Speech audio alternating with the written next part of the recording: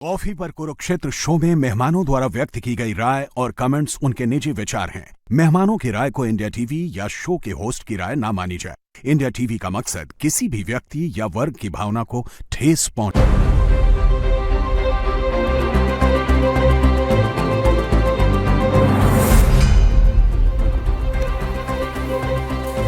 नमस्कार, बहुत स्वागत व्यूअर्स आप सभी का। आप देख रहे हैं आपका प्रोग्राम कॉफी पर कुरुक्षेत्र। मैं हूं सौरभ शर्मा, आपके साथ रोज की तरह। एक प्रोग्राम आपका जहां बातें होती हैं बिल्कुल खुलकर वो बताते हैं आपको, जो कोई और नहीं बताता। और ऐसे ही आज इस जो लड़ाई चल रही है ईरान और इसराइल की, इसमें कुछ ऐसी बातें जो आपको जाननी चाहिए लेकिन शायद अभी तक नहीं सामने आई दुनिया की, उसकी हम लोग बात करेंगे। और इस लड़ाई के जो रिपरकशंस हैं, इस जंग के जो पूरी दुनिया के लिए असर होने वाले हैं, वो बहुत बड़े हैं। और शायद जो इससे पहले जो हम 3 साल की लंबी लड़ाई यूक्रेन और रूस की देख रहे हैं, उससे बहुत बड़ा फॉल आउट इस लड़ाई का हो सकता है।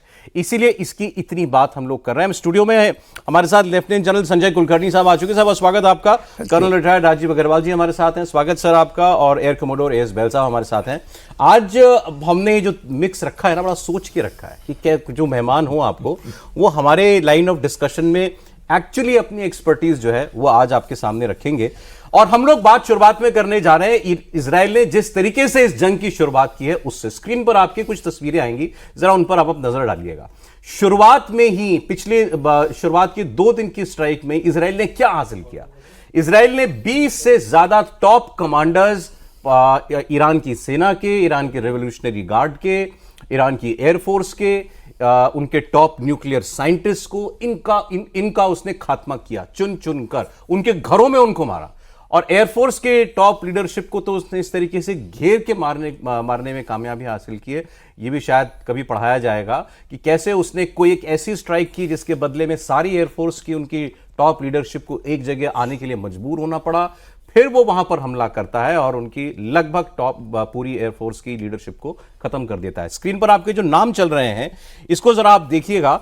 और लड़ाई में अगर आप कमांडर को खत्म कर दें, जैसे हमारे यहां भी कहा जाता है सेनापति अगर चला गया तो फिर सेना का मोराल क्या होगा, सेना की युद्ध नीति का, रणनीति का क्या होगा, ये आप इस लड़ाई में देख भी सकते हैं। क्योंकि वैसा पलटवार ईरान नहीं कर पा रहा है। सबसे पहले उसने इस लड़ाई में जिसको मारा वो थे मोहसिन बाघारी। ये इनके चीफ ऑफ स्टाफ हैं आर्मी के, अंदाजा लगाइए आप। इसके बाद उसने जो है खत्म किया हुसैन सलामी को। ये इनके रेवोल्यूशनरी गार्ड के प्रमुख हैं। रेवोल्यूशनरी गार्ड जो माने सीधे जो वहां की सुप्रीम लीडर अयतुल्ला खुमैनी की प्राइवेट आर्मी जैसी है, उस यूनिट के चीफ को उसने मार दिया। ये एक गुलाम अली राशिद नहीं, डेप्यूटी कमांडर है ईरानियन आर्म्ड फोर्सेस के। आज जो खबर आई है, ब्रिगेडियर जनरल मोहम्मद काजमी, ये इस्लामिक रेवोल्यूशनरी गार्ड कोर के खुफिया प्रमुख हैं, यानी पूरे ईरान के इंटेलिजेंस चीफ को मार डाला उसने। हसन मोहाकिक, ये डेप्यूटी जनरल हैं रेवोल्यूशनरी गार्ड के। जनरल गुलमिर्जा मेहराबी, ये ईरानी सेना के वरिष्ठ जनरल हैं। जनरल मेहंदी रब्बानी, ये आर्मी के ऑपरेशंस के उप प्रमुख हैं, इनको उसने मार डाला। अली शमखानी, ये अयतुल्ला खुमैनी के खुद के वरिष्ठ सलाहकार हैं और पूर्व राष्ट्रीय सुरक्षा प्रमुख रह चुके हैं। ये भी नहीं रहे। इसके अलावा मेजर जनरल गोलम अली राशिद, ये डेप्यूटी कमांडर ईरानी सेना के, ये भी नहीं रहे। तो आप सोचिए पूरी टॉप उनकी जो लीडरशिप है, जो स्ट्रेटेजिक थिंक टैंक था सारा आर्मी का उनकी, वो उसने खत्म कर दिया पहले 2 दिन की लड़ाई में। उसके बाद उसने जो बमबारी शुरू करी है पूरे ईरान के अंदर। अब खबर यह है, अब तो ये मजाक बन गया कि एक तस्वीर तो ऐसी आई कि ईरान के एयर स्पेस में इजराइल का जहाज रिफ्यूलिंग करा रहा था। आप इमेजिन करें, जो मतलब समझते हैं तो सब हमारे सेनाओं के वेटरन्स हैं, आप दुश्मन के देश के आसमान के ऊपर रिफ्यूलिंग करा रहे हैं। इससे बड़ा सबूत क्या हो सकता है कि आप राज कर रहे हैं उसके एयर स्पेस के ऊपर। और खुलकर कह रही है इजराइल की सेना कि तेहरान के आसमान पर इस वक्त इजराइल का राज है, वो जो चाहे वो कर रहे हैं। इसके अलावा इनके न्यूक्लियर साइंटिस्ट को, और यह सिलसिला इस लड़ाई से शुरू नहीं हुआ, यह पिछले लगभग 25 साल से चल रहा है। 25 साल से चुन चुनकर उनके न्यूक्लियर साइंटिस्ट को इजराइल मारता जा रहा है, एक करके। उसमें कई बड़े नाम हैं, अब्दुल हामिद मिनो शहर, अहमद रजा जुल्फागरी दरियानी, अकबर मोटालेबी जैद, अली बाहुई कटरीमी, अमीर हसन फहाकी, फिरदून अब्बासी, मोहम्मद मेहंदी तेहरानची, ये सब इनके न्यूक्लियर साइंटिस्ट थे जिनको उसने मारा। अब ये क्या बताता और ये काम किसकी वजह से हो पा रहा होगा? इसके लिए जरूरत होती है आपको सटीक जानकारी की, इंफॉर्मेशन की। कौन सा आदमी कहां है, क्योंकि एक एक आदमी को अलग अलग जगह मारा है। और ये इंटेलिजेंस देता है इजराइल का टॉप इंटेलिजेंस एजेंसी, उसका नाम है मोसाद। आपने ये नाम बार बार सुना होगा। मोसाद के ऑपरेशंस दुनिया भर में पढ़ाए जाते हैं, इंटेलिजेंस की लोगों को समझाए जाते हैं, वो कोट किए जाते हैं कि ऑपरेशंस ऐसे किए जाते हैं, और वो बार बार दुनिया को चौंका रहा है। मैं आपको 2 तस्वीर दिखाऊंगा, अभी आपकी स्क्रीन पर आएंगी। एक इमारत में मिसाइल से हमला हुआ है और एक फ्लोर पर छेद करके रॉकेट या मिसाइल जो भी होगी वो अंदर घुसी है और वहां पर उसने एक इनके ईरान के कमांडर को मार डाला। या बिल्डिंग पर अगर उसने हमला किया है किसी पर, तो जिस फ्लोर पर उसका टारगेट है उसी फ्लोर पर जाकर के उसका रॉकेट या मिसाइल गिरता है। वो पूरी बिल्डिंग को आप देख सकते हैं, बिल्डिंग इंटैक्ट है, एक जगह पर जाकर वो हमला करता है। इतनी सटीक इंफॉर्मेशन, इसके लिए जाना जाता है मोसाद। और यहां हमारी मदद करेंगे जनरल कुलकर्णी। जनरल कुलकर्णी ने मोसाद को बहुत स्टडी किया है। सर, काम भी किया है क्या उनके साथ? काश काम किया होता। मगर सर, ऐसी जानकारी, और याद कीजिए जरा, इससे पहले जो इन्होंने हसन नसरुल्लाह के साथ किया था, या हानिया के साथ किया था, उसके बाद हिजबुल्लाह के प्रमुख को मारा था। जिस तरीके से हिजबुल्लाह के सारे ऑपरेटिव्स की जेब में उनके पास वॉकी टॉकी होते थे, कितना बड़ा ऑपरेशन उसने किया कि उनके अंदर उसने कोई इस तरीके का इन्फिल्ट्रेशन करके उनको चलता फिरता बम बना दिया और हजारों लोग जो है उसमें घायल हो गए थे। सर, कैसे कर पाता है मोसाद ये? सौरभ, ये कार्रवाई तब हो सकती है जब आपके दिल में जज्बा है और वो जोश है और आपको मालूम है मैंने अपने देश को बचाना है। मोसाद में वही लोग हैं जो वो कर सकते हैं, और उनके जो प्रधानमंत्री हैं और ये मोसाद ऑर्गेनाइजेशन है, 1 to 1 सवाल नहीं पैदा होता। ये रिपोर्ट ही उनको करते हैं। बिल्कुल। और उनके आप देखिएगा, चाहे शेरॉन हैं, चाहे नेतन्याहू हैं, इससे पहले बेन-गुरियन, ये सारे के सारे लोग फौज में रहे, फौज से आगे गए हैं और उनको इसके बारे में मालूम है। मोसाद जो है ये बिल्कुल डीप इन्फिल्ट्रेशन, मतलब जरूरी नहीं कि आप मोसाद का आदमी देखेंगे, पर मोसाद के आदमी आप ईरान के अंदर देखेंगे जो मोसाद के लिए काम कर रहे हैं। इसीलिए आप बोलते हैं हानिया को मारा उन्होंने। कैसे मार दिया हानिया को?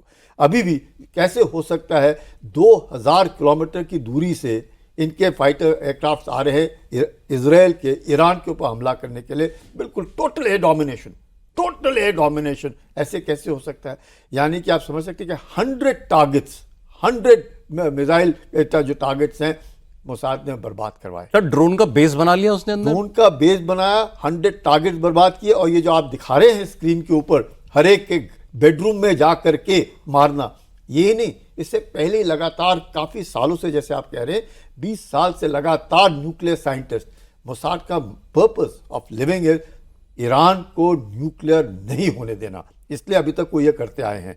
ये काउंटर टेररिज्म के ऊपर किस प्रकार से करना चाहे, और आपको याद होगा 240 से ज़्यादा बेरूट के में अमेरिकन मारे थे, उनके टॉप 9 को मारा इन्होंने। ईरान ने इंटरकॉन्टिनेंटल बैलिस्टिक मिसाइल 6500 मील रेंज का बनाने की कोशिश की, उसको उन्होंने ख़त्म किया कि वो अमेरिका में जाके हमला ना करे। मोसाद ने, इजराइल ने पूरा ईरान को, और अब जब इतने साल से लगातार वो न्यूक्लियर साइंटिस्ट को मारे, अब उन्होंने तय किया है कि अब हम इसके न्यूक्लियर इंस्टॉलेशंस को बर्बाद करेंगे। आप अभी जो आप कह रहे थे, मतलब मोसाद का नंबर 1 एम ही है ईरान को न्यूक्लियर पावर ना बनने देना। सवाल ही नहीं पैदा होता। उनका क्लियर एम है कि let not Iran possess a nuclear bomb. उसका फायदा सिर्फ यही नहीं कि इजराइल के, कंप्लीट मिडिल ईस्ट में। अब पहले हमने सोचते हैं ईरानियंस जो हैं ये मिडिल ईस्ट नहीं है, ये अरब नहीं है, ये पर्शियंस हैं, और पर्शियंस चाहते हैं कि हमारे पास, क्योंकि वो पुरानी सभ्यता को देखते हुए कि हमारे पास भी न्यूक्लियर बम होना चाहिए। और क्योंकि उन्होंने देखा कि मिडिल ईस्ट के जो देश हैं, सऊदी अरेबिया हुआ, यूएई हुआ, बाकी देश है, जॉर्डन हुआ, इनका झुकाव कहाँ था? अमेरिका की तरफ था। क्योंकि इनका झुकाव अमेरिका की तरफ था, तो ईरान ने सोचा कि फ़लस्तीनियों के साथ रह करके हम अब इनका साथ देंगे, और इसलिए हमास, हिजबुल्लाह, हूदी, ये सब जो ऑर्गेनाइजेशंस खड़े किए, टेररिस्ट ऑर्गेनाइजेशंस, किसके बरखिलाफ खड़े किए? इजराइल के। एक चीज़ मैं समझना जो चाह रहा हूँ बहल साहब, वो ये है, हर देश के पास ओवर्ट कोवर्ट काम करने के लिए होती हैं एजेंसीज, में कोई छिपी बात नहीं, हर देश के पास है, हमारे पास भी हैं।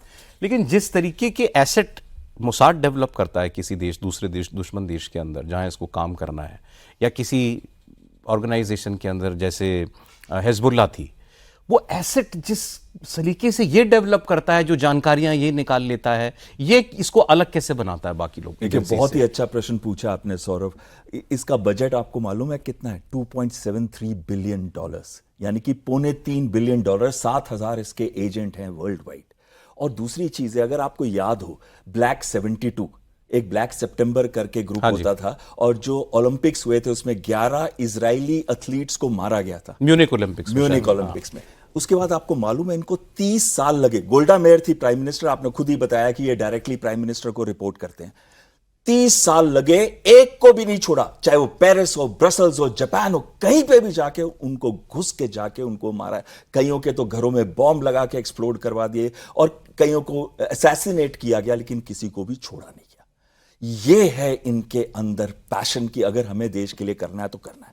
अब आप पेजर्स का एग्जाम्पल देख लीजिए। 17 से 18 सितंबर को, अगर आपको याद है, पेजर हमला जो हुआ था पिछले साल 2024 के अंदर, कितना बड़ा ऑपरेशन था। ये एक दिन में नहीं करते, ये कई महीनों में, इवन दशकों में करते हैं, ये छोड़ते नहीं है।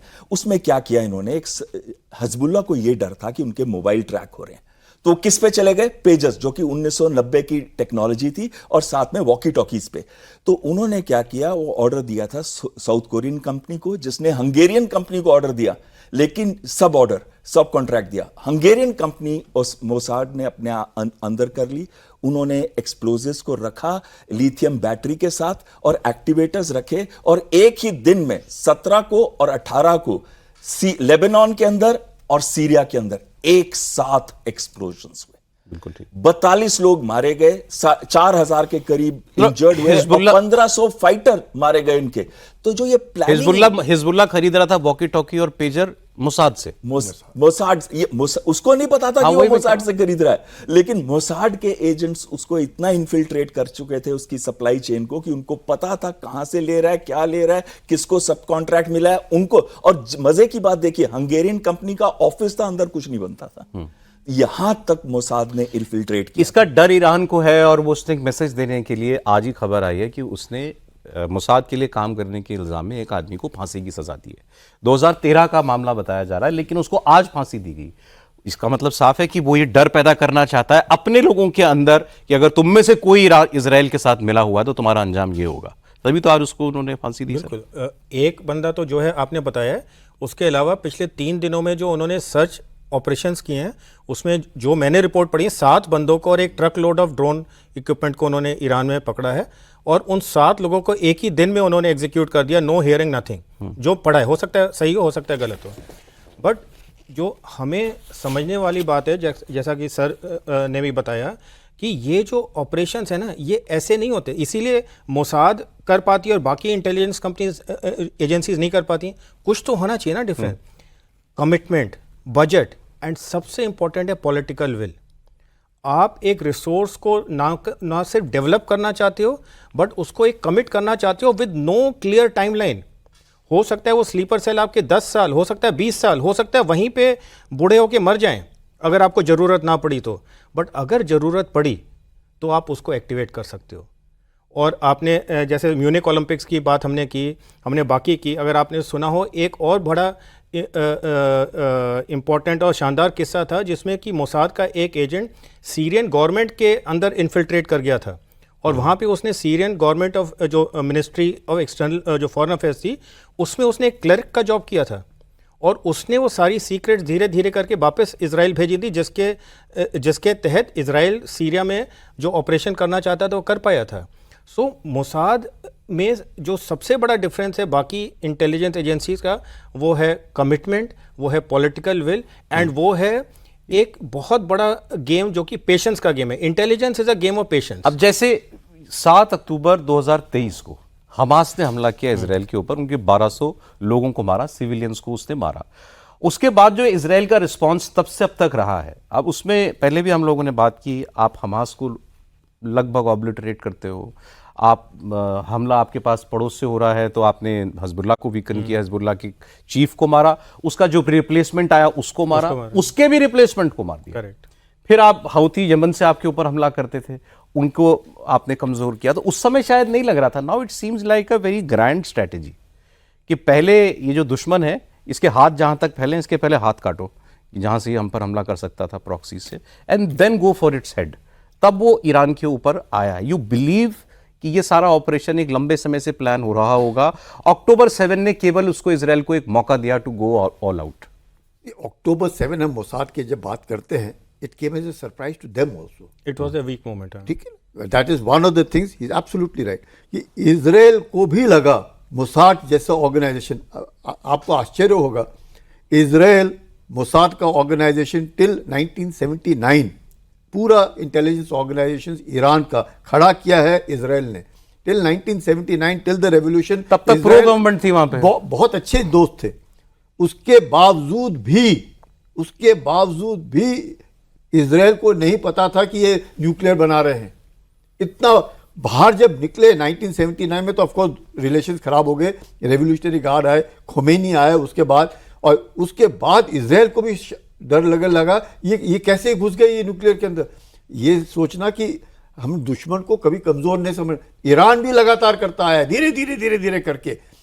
तब 2000 से लगातार फिर इन्होंने साइंटिस्ट मारने शुरू किए, मोसाद ने न्यूक्लियर साइंटिस्ट को मारा. अरे सर, अब मैं सवाल जो सब कहते हैं क्या एलिफेंट इन द रूम, वो ये है कि कुछ भी करके ईरान को आप रोक सकते हो क्या बम बनाने से? ये चर्चा चल रही है कि ये लड़ाई दुनिया में एक नई जंग ये सब कर तो रहा है इजराइल, बट जब वो खुद ही कह रहा है कि ये 15 दिन में 9 बम बनाने वाला था, तो वो आज आपके कोई एक्शन करने से रुक जाएगा क्या?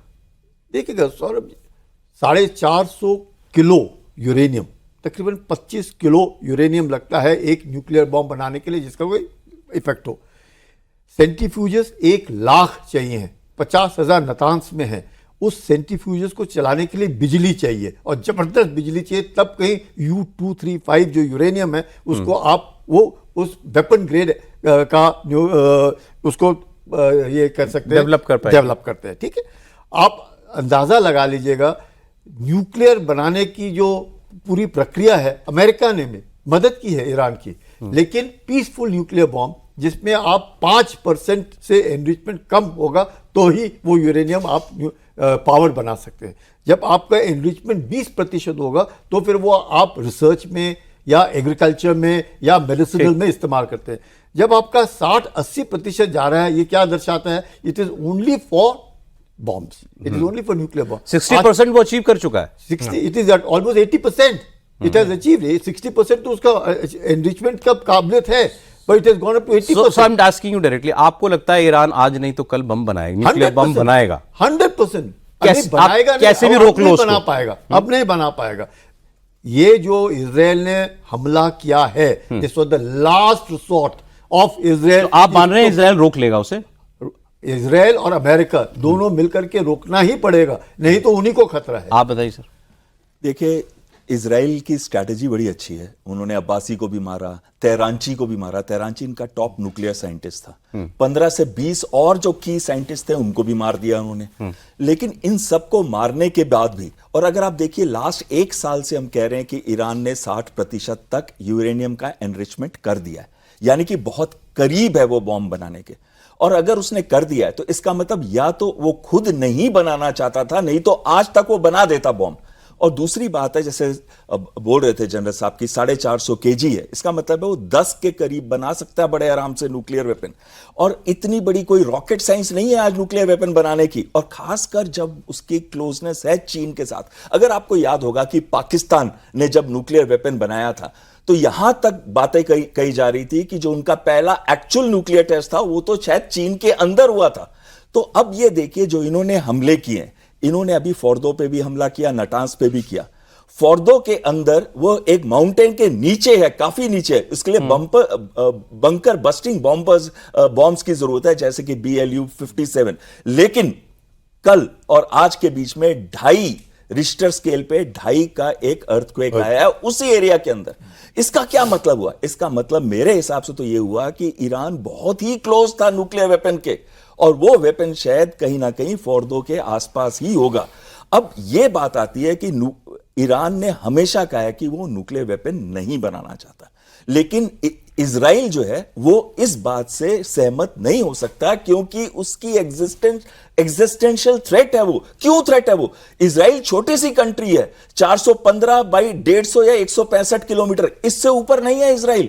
अगर इजराइल के ऊपर ईरान न्यूक्लियर वेपन बना के डाल देता है तो सेकंड स्ट्राइक की भी शायद बात ना आए, इतनी उनका उधर फियर है। और दूसरी कंट्री है पाकिस्तान, और दोनों कंट्रीज की इन्वॉल्वमेंट है या तो हुदी, हिजबुल्लाह, नॉन स्टेट एक्टर्स के साथ। उसको ये डर है कि पाकिस्तान पे भी आता हूं, आप कह रहे हैं स्टेट एक्टर्स के पास। आपने कहा अगर वो बनाना चाहेगा तो बना लेगा, ये मतलब हुआ ना? अगर वो बनाना चाहेगा और चीन सपोर्ट करेगा तो वो बना लेगा, चाहे आप अभी कितना भी मार लो उसको। अभी चाहे पाकिस्तान का एंगल में 1 मिनट में लाता हूं, पहले इस पर सर आपकी ओपिनियन। ये लड़ाई जिस एम के साथ की जा रही है वो अचीवेबल है क्या? ये एक लड़ाई जो छेड़ी है इसराइल ने, ये इस ऐसे एम पे छेड़ी है जो कि अनसब्सटेंशिएटेड बात के ऊपर है। जैसे कि इराक में 2003 में आपने कहा था WMD हैं और वो फॉल्स निकले। इसराइल ने ये जंग छेड़ी है बिकॉज वो जंग छेड़ना चाहता था। न्यूक्लियर बॉम्ब की बात 1995 से चल रही है, मैं आपको आर्टिकल्स दिखा सकता हूँ। 1995 में उन्होंने बोला था 3 से 5 साल में न्यूक्लियर बॉम्ब बन जाएगा। पिछले 5-6 साल से हर बार कहते हैं कि 3 महीने, 1 महीने, 4 हफ्ते, 1 हफ्ते। अगर सबसे बड़ी बात जो हमें समझनी है, मैं 12 साल से ईरान न्यूक्लियर इशू को पढ़ रहा हूँ। जिस दिन ईरान का पॉलिटिकल विल होगा और स्ट्रैटेजिक डिसीजन होगा कि हमें न्यूक्लियर वेपन चाहिए, ईरान वो न्यूक्लियर वेपन बना लेगा।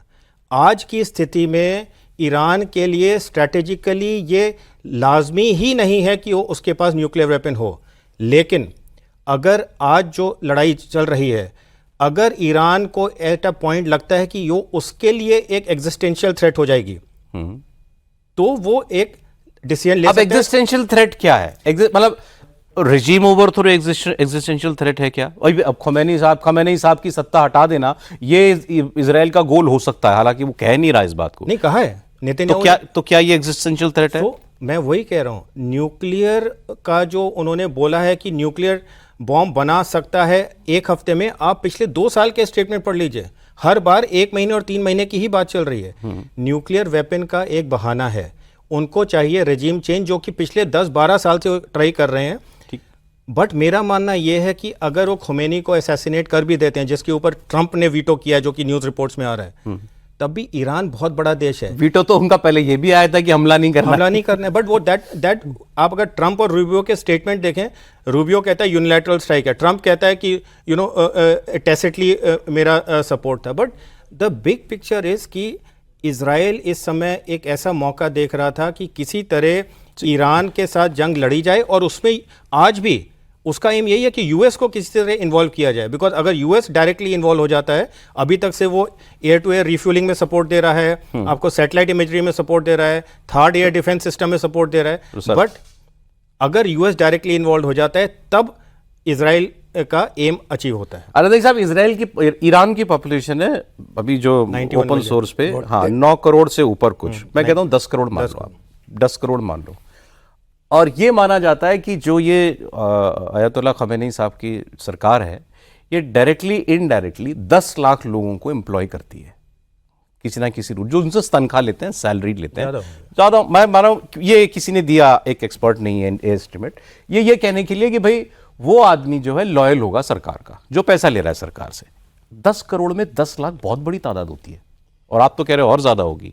मतलब उस सरकार के लॉयल लोगों की भी वहां अच्छी खासी तादाद है। ये कह देना या कि बाहर से बैठ के कि नाना साहब सारे ईरानी जो है आजाद हो जाना चाहते हैं, नहीं। दूसरी बात आप देखिए, जब ईरान, और मैं सिर्फ ईरान की बात कर रहा हूं, बाकी कंट्रीज की बात ही नहीं कर रहा, जब ईरान के ऊपर एक्सटर्नल प्रेशर आया है कि भाई हम सत्ता प्रवर्तन करना चाहते हैं या हम आपके ऊपर हमला करना चाहते हैं, उसका इफेक्ट काउंटर टू एक्सपेक्टेशन हुआ है। हर बार जो देश की जनता है उसने रैली किया है रेजिम के पीछे, सपोर्ट किया है। अभी भी आप ईरान में देखिए जिस प्रकार से आम जनता, जो कि कल तक खुमैनी और उसके सरकार के खिलाफ थी, आज वही सड़क पे उतर के आ रही है कि भाई इजराइल हम पे हमला कैसे कर रहा है। तो खुमैनी की परिस्थिति मजबूत हुई है। इसमें एक सेकंड, लोग ये सोच रहे होंगे क्योंकि समय भी जा रहा है कि आपने फोटो यहाँ लगा रखी है ये आसिम मुनीर की, आपने अभी तक इसकी तो बात की नहीं, तो मैं आपको इसका कॉन्टेक्स्ट देता हूँ इसकी बात क्यों। एक ईरानियन नेशनल सिक्योरिटी काउंसिल के मेंबर हैं जनरल मोहसिन रिजाई। इन्होंने ईरान के स्टेट टीवी को, सरकारी चैनल को, एक इंटरव्यू में उन्होंने ये कहा कि पाकिस्तान ने ईरान को ये कहा है कि अगर इजराइल तेहरान के ऊपर यानी ईरान के ऊपर न्यूक्लियर वार करेगा, न्यूक्लियर बम से हमला करेगा, तो हम इजराइल के ऊपर न्यूक्लियर अटैक करेंगे।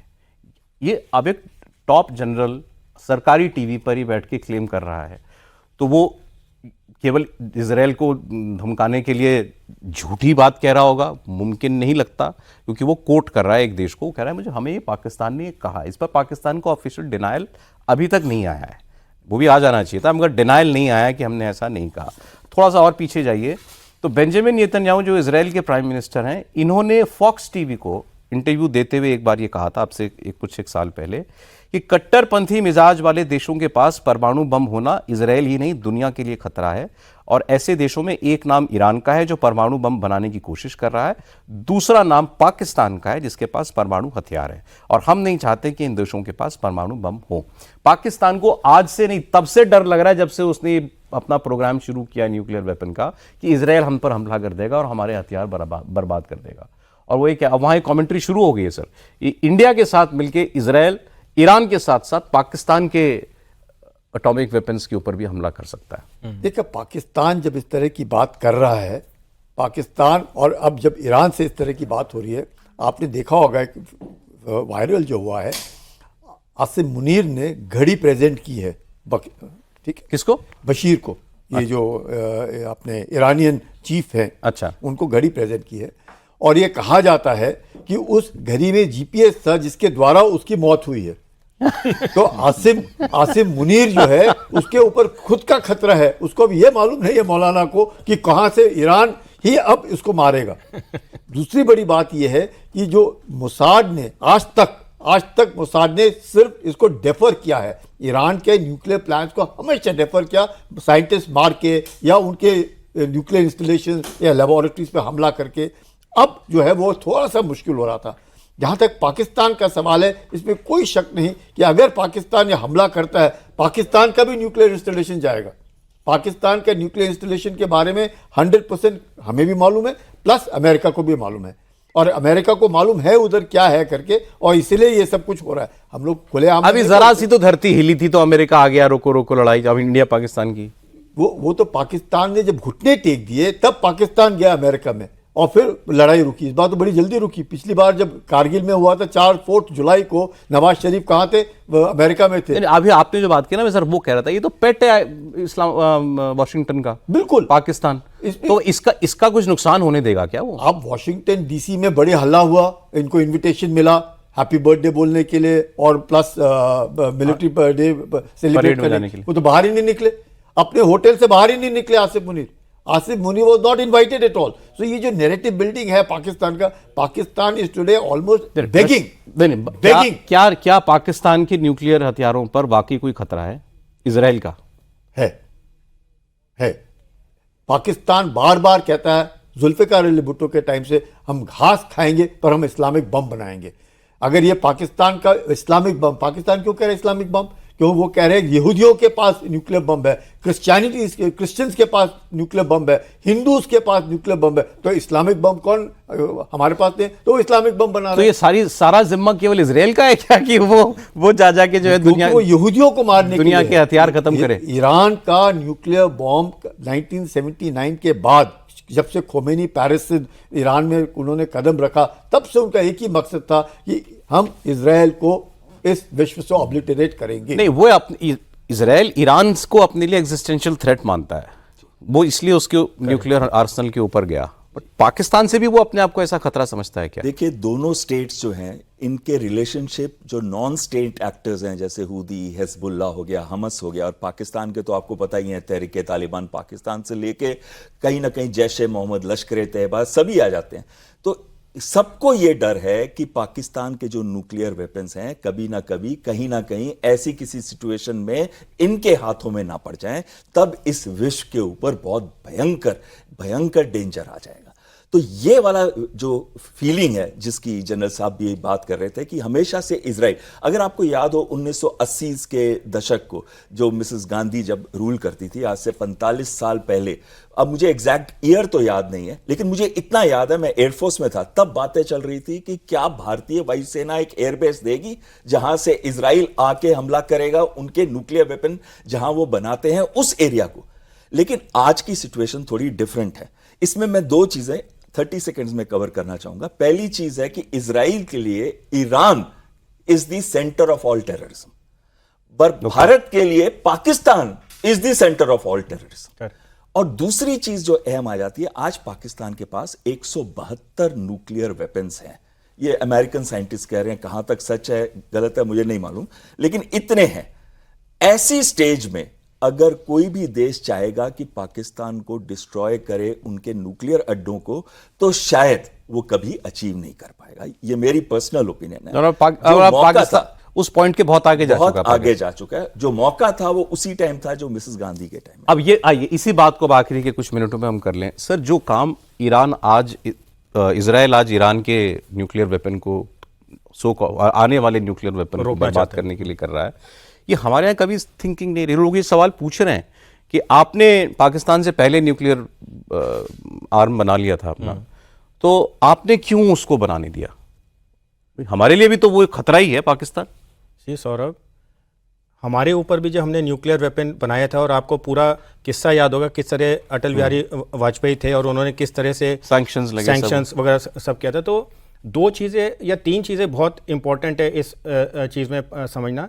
पहली बात, आज तक कोई ऐसा किस्सा नहीं हुआ है जहाँ पे किसी देश ने अगर पॉलिटिकल विल बना लिया हो कि मुझे न्यूक्लियर वेपन चाहिए, टेक्नोलॉजी डेवलप करनी है, उसको कोई रोक पाया हो। भारत को नहीं रोक पाया, नॉर्थ कोरिया को नहीं रोक पाया, पाकिस्तान को नहीं रोक पाया। तो ईरान भी जिस दिन पॉलिटिकल विल बना लेगा, और उसके पास तो डेवलप्ड टेक्नोलॉजी है, उनका जो स्टेटस है वो उसे एक टेक्निकल भाषा में कहते हैं न्यूक्लियर लेटेंसी, यानी वो उस तरफ पहुंच गए हैं और जस्ट उसके नीचे हैं।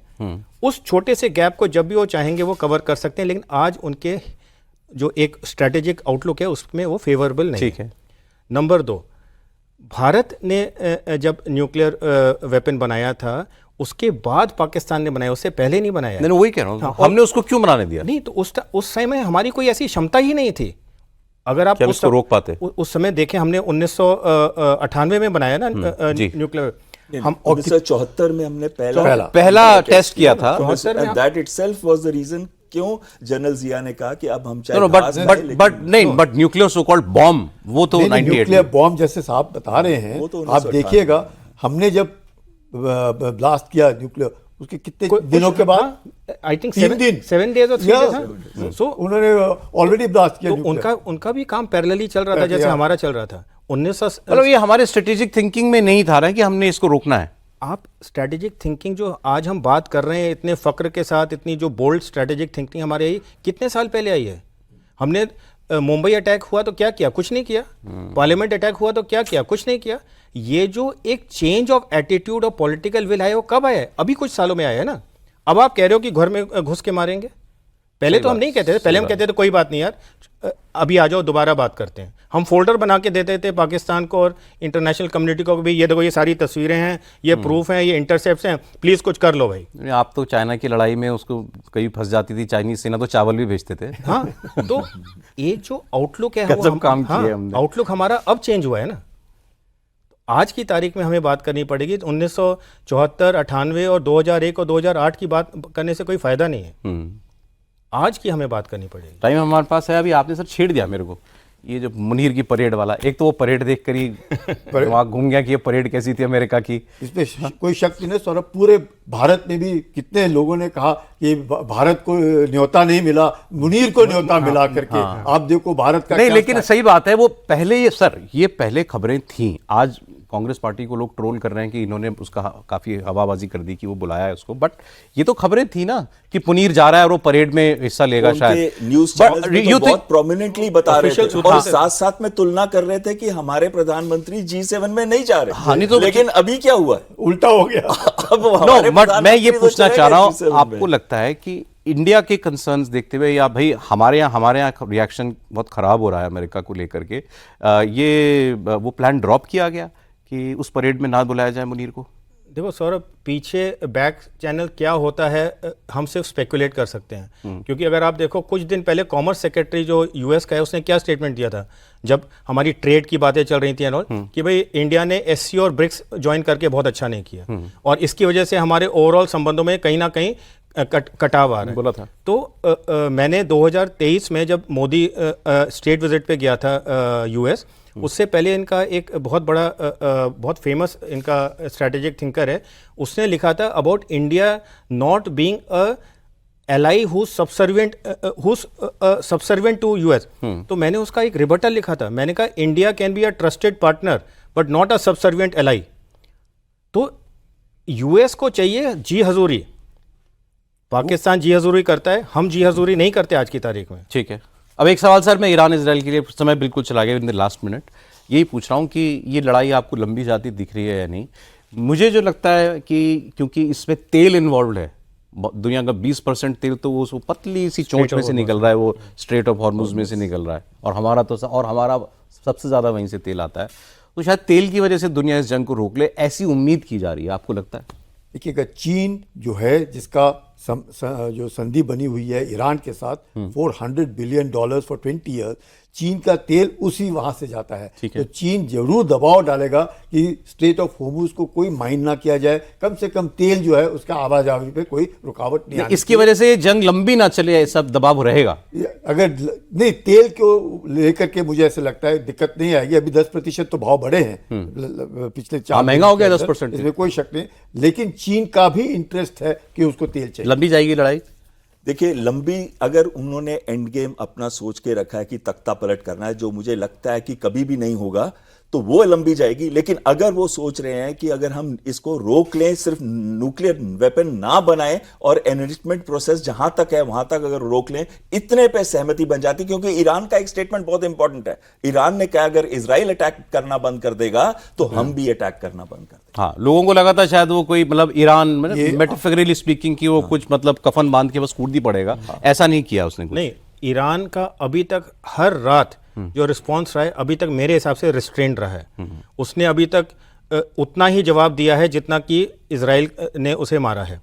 दूसरी बात, जहां तक स्ट्रेट ऑफ हॉर्मुज की बात है, अगर ईरान ने स्ट्रेट ऑफ हॉर्मुज बंद किया तो यूएस ने यूएसएस निमिट्स जो एयरक्राफ्ट कैरियर ऑलरेडी भेज दिया है मिडिल ईस्ट में, बहरीन के पास, यूएस डायरेक्टली इन्वॉल्व हो जाएगा, जो ईरान नहीं चाहता है। तो मुझे नहीं लगता इस समय ऐसे हालात हैं कि ईरान स्ट्रेट ऑफ हॉर्मुज को तेल आता रहेगा, लड़ाई लंबी जाएगी, लंबी चलेगी। चलेगी। साहब देखिए क्या होता है आगे, और रोज नई डेवलपमेंट इसमें हो रही है।